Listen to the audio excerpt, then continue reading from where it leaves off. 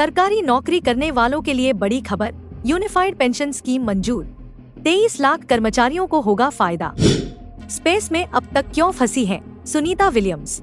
क्या rescue operation में इसरो कर सकता है नासा की मदद? बसपा प्रमुख मायावती के सम्मान में आगे आए सपा प्रमुख अखिलेश यादव, बीजेपी से की यह मांग। सरकारी नौकरी करने वालों के लिए बड़ी खबर, यूनिफाइड पेंशन स्कीम मंजूर, 23 लाख कर्मचारियों को होगा फायदा। केंद्रीय कैबिनेट ने यूनिफाइड पेंशन स्कीम यूपीएस को मंजूरी दे दी है। इससे केंद्र सरकार के 23 लाख सरकारी कर्मचारियों को फायदा होगा।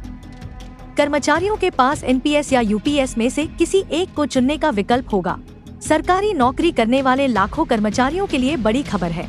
केंद्रीय कैबिनेट ने यूनिफाइड पेंशन स्कीम को मंजूरी दे दी है। सरकार का दावा है कि इससे केंद्र सरकार के 23 लाख कर्मचारियों को फायदा होगा। बायो ई3 पॉलिसी और विज्ञान धारा स्कीम को भी केंद्रीय कैबिनेट ने मंजूरी दे दी है। प्रधानमंत्री नरेंद्र मोदी ने इसे लेकर एक पोस्ट में कहा, हमें उन सभी सरकारी कर्मचारियों की कड़ी मेहनत पर गर्व है जो राष्ट्रीय प्रगति में महत्वपूर्ण योगदान देते हैं। यूनाइटेड पेंशन योजना सरकारी कर्मचारियों के लिए सम्मान और वित्तीय सुरक्षा सुनिश्चित करती है, जो उनकी भलाई और सुरक्षित भविष्य के प्रति हमारी प्रतिबद्धता के अनुरूप है। स्पेस में अब तक क्यों फंसी हैं सुनीता विलियम्स? क्या रेस्क्यू ऑपरेशन में इसरो कर सकता है नासा की मदद? सुनीता विलियम्स 5 जून 2024 को बोइंग स्टारलाइनर नाम के स्पेसक्राफ्ट से नासा के मिशन पर गई थी। ये अमेरिकी एयरक्राफ्ट कंपनी बोइंग और नासा का संयुक्त क्रू फ्लाइट टेस्ट मिशन है। सुनीता स्पेसक्राफ्ट की पायलट थी, जबकि बुश विल्मोर इस मिशन के कमांडर थे। भारतीय मूल की अमेरिकी अंतरिक्ष यात्री सुनीता विलियम्स 80 दिनों से स्पेस पर फंसी हुई हैं। 58 साल की सुनीता विलियम्स अपने साथी बुश विल्मोर के साथ अमेरिकी स्पेस एजेंसी नासा के एक मिशन पर गई हैं। दोनों को इंटरनेशनल स्पेस स्टेशन ISS में 8 दिन रुकने के बाद वापस पृथ्वी पर आना था, लेकिन उनका स्पेसक्राफ्ट खराब हो गया है, इसलिए दोनों इंटरनेशनल स्पेस स्टेशन में फंस गए हैं।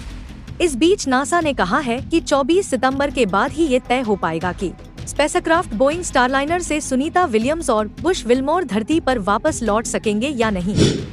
बसपा प्रमुख मायावती के सम्मान में आगे आए सपा प्रमुख अखिलेश यादव, बीजेपी से की यह मांग।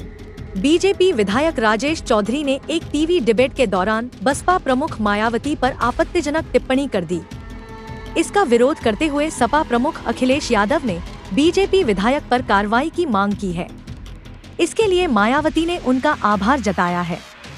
बहुजन समाज पार्टी की प्रमुख मायावती आज समाजवादी पार्टी प्रमुख अखिलेश यादव से खुश नजर आ रही हैं। उन्होंने उनका आभार तक जता दिया है। मायावती की यह आभार बीजेपी के एक विधायक की टिप्पणी के बाद आया है। इस विधायक ने एक टीवी चैनल पर हुई चर्चा के दौरान मायावती को उत्तर प्रदेश का सबसे भ्रष्ट मुख्यमंत्री बताया था। उनका कहना था कि मायावती को मुख्यमंत्री बनवाना बीजेपी की गलती थी। बीजेपी के इस विधायक की अखिलेश ने आलोचना की थी।